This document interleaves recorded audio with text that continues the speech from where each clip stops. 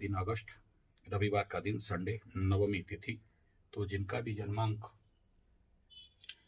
3, 12, 21, 30 है उनके लिए सूटेबल, और जिनका 5, 14, 23 उनके लिए नॉट गुड रहेगा। और जैसे कि मकर राशि के लिए नवमी घात तिथि होता है। आज बन रहा है योग शुक्ल करण कैलव नक्षत्र विशाखा 6:35 AM तक।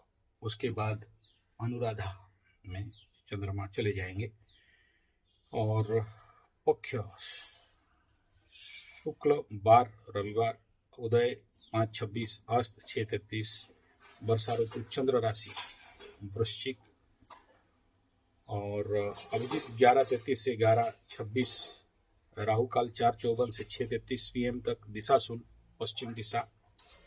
और आज मकर राशि का राशि बल एकादश चंद्रमा है। नक्षत्र बल आज भी श्रवणा को ज्यादातर मिल रहा है, और नक्षत्र परिवर्तन के बाद धनिष्ठा उत्तराषाढ़ा को मिलेगा, श्रवणा को नहीं मिलेगा। यानी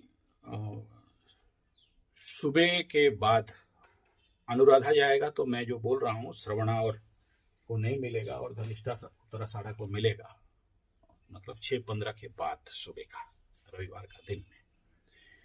आगे हम लोग बात कर लेते हैं, आज का पंचांगीय स्थिति को देखते हैं। तो सबसे पहला देखिए, ये तो विशाखा छोड़ देगा सुबह ही, उसके बाद जो अनुराधा शुरू हो जाएगा वृश्चिक का। वृश्चिक चंद्रमा मित्र नक्षत्र अनुराधा में, और बड़े सारे उत्तम विचार मन में आते हैं, और धर्म की इच्छा, कार्य में निष्ठा, नया विचारधारा आज पनप सकता है। ध्यान वालों को मिलेगा, नहीं ध्यान वालों को नहीं मिलेगा। ज्योतिष एस्ट्रोलॉजी वालों के लिए सम्मान मिलेगा। पुत्र का सुख में कमी रहेगा, कहीं दूर चले जाओगे। चतुर लोगों के लिए कार्य हासिल चतुरता देता है। आर्टिस्ट, कलादक्ष इत्यादि के लिए उत्तम। परिश्रम करने से फल मिलता है। और पर दुख में दुख, सत्संग में इच्छा, ये चंद्रमा का एनर्जी है। और अनुराधा नक्षत्र का बंधु सुख, एंजॉय, एंटरटेनमेंट, मजा मस्ती, रोमांस, वस्त्र परिधान, लेखन इत्यादि कर्म इसमें बहुत अच्छा होता है। नवमी माँ दुर्गा, नवमी का फल शुक्ल में फटाफट फल, तो ये कंडीशन अच्छा है। अब बात करते हैं कर्क लग्न राइजिंग में रविवार का दिन, सूर्य का होरा सुबह ही मिलेगा।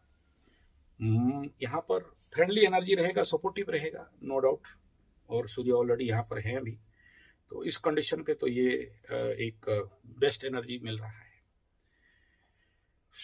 लेकिन उसके बाद अगेंस्ट एनर्जी शुरू हो रहा है। शुक्र और बुध का होरा रहेगा 8:43 तक। सिंह लग्न राइजिंग में केतु का प्रेजेंस यहाँ पर है, तो बहुत ज्यादा सुइटेबल एनर्जी दिख नहीं रहा है इस कंडीशन पे, लेकिन फिर भी माइनस माइनस प्लस वालों के लिए सपोर्टिव रहेगा। अचानक धन प्राप्ति योग और पैसा का इन्वेस्टमेंट। उसके बाद कन्या में चंद्रमा और शनि का होरा 10:54, काम करवाएगा, अच्छा बनेगा, लेकिन थोड़ा सा भगोड़ापन बढ़ा सकता है। उसके बाद तुला लग्न राइजिंग में 10:54 से 11:56 तक बृहस्पति, ऑन मैच मंगल 1:05, तो ये 1:05 बजे तक दक्षिण स्वर, क्रोध, बदला का भाव परेशानी दे सकता है। वृश्चिक में सूर्य का होरा रहेगा 2:11 तक, नॉट गुड रहेगा यहाँ पर, लेकिन सूर्य क्षेत्री मंगल क्षेत्री के लिए टॉप गुड रहेगा।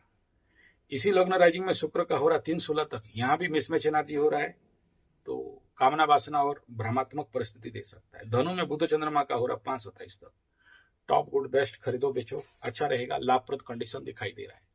और मकर का द्वादश हो रहा है, तो शाम तक इनको थोड़ा सावधान रहना है। आपके बाद मकर राशि का अगर देखते हैं, लाभ चंद्रमा, यानी और 2.5 दिन आपके हाथ में टाइम है, जो भी उखाड़ना है उखाड़ लो। उसके बाद द्वादश चंद्रमा हो जाएगा, और ये द्वादश चंद्रमा धीरे धीरे आपको पूर्णिमा सुपर मून की ओर लेके जाएगा। तो स्वाभाविक बात है,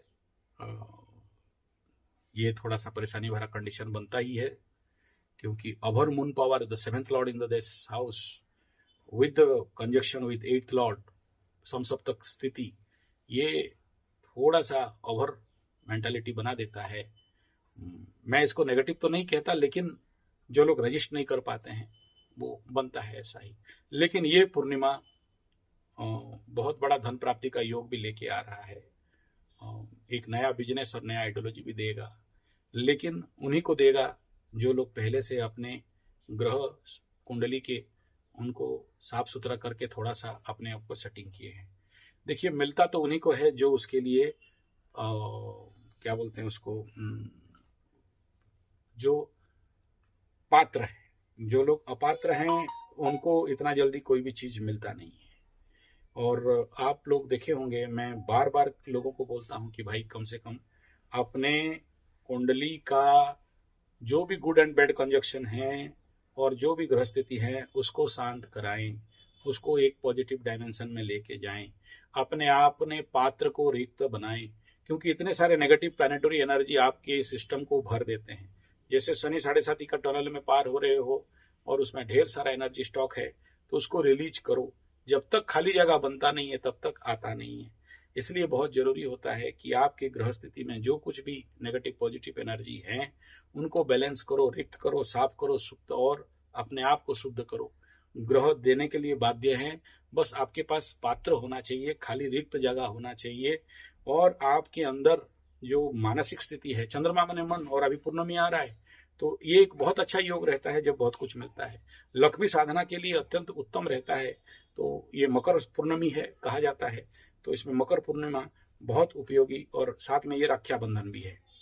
तो रक्षाबंधन में मैं बार बार इसलिए मकर राशि वालों को ज्यादातर बोलता हूँ, मकरू वाले देखो, ये जो रक्षाबंधन होता है ना, ये मकर पूर्णिमा कहा गया है।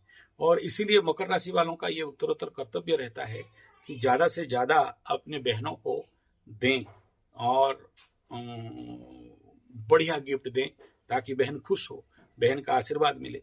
रक्षाबंधन जेनो बद्धो बलिराजा दानविंद्र समासुर तेन तेरवपि बध्नामि रक्षमाण चरणाचल। और केवल रक्षाबंधन बहन के साथ ही नहीं, साथ में जो आपके रक्षक हैं, जो आपके गुरु हैं, उन सबको भी अच्छा गिफ्ट देना, क्योंकि गुरु से रक्षाबंधन करवाना और बहन से कराना। तीसरा है गौ ब्राह्मण अग्नि सन्निधौ, तो गाय को रक्षा बांधते हैं हम लोग, गाय के कान में बांधा जाता है, तो और उसको अच्छा पकवान खिलाना, मिठाई वगैरह, गुड़ वगैरह मिठाई मतलब, तो उसमें जेनो बद्धो बलिराजा दानविंद्र समातेन तेन तेरमपि बध्नामि, ऐसे ही आपका रक्षा कवच बनता है। एक दिन रक्षाबंधन महाकवच बना के रख देता है जीवन में, और हर प्रकार का तंत्र बाधा, तंत्र मंत्र जंत्र भूत प्रेत पिशाच डायन चिरगन इत्यादि से रक्षा, दरिद्रता गरीबी से रक्षा, और जितने सारे मनोवैज्ञानिक जो नेगेटिव एनर्जी है उससे रक्षा, साथ में आपके जीवन में जितने सारे शत्रु बाधा इत्यादि हैं उससे रक्षा, आपके डाइवर्सन इत्यादि बड़े सारे होते। ग्रह भी क्या करता है, आदमी को डाइवर्ट कर देता है, तो उनसे ये रक्षा दिला देता है। इसलिए रक्षाबंधन ये मकर पूर्णिमा होता है, इसको हल्का में नहीं लेना चाहिए, और इसके लिए स्वाभाविक अच्छा प्रयास करना चाहिए कि इस दिन माँ लक्ष्मी का और साथ में गौ ब्राह्मण और अग्नि हवन करना, क्योंकि इसी दिन हम लोगों का रुद्राभिषेक और जो श्रावण महीना का समापन हो जाएगा। तो श्रावण पूर्णिमा, रक्षाबंधन पूर्णिमा, और इसमें अग्नि को भी रक्षाबंधन किया जाता है, अग्निबंधन किया जाता है, ताकि आपके जीवन में अग्नि से धन प्राप्ति, अग्नि जितना ज्यादा हवन करोगे उतना ज्यादा धन प्राप्ति होता है, तो इसमें ये कराया जाता है। तो आपको भी इसमें करना चाहिए। ये था बेसिक विचार।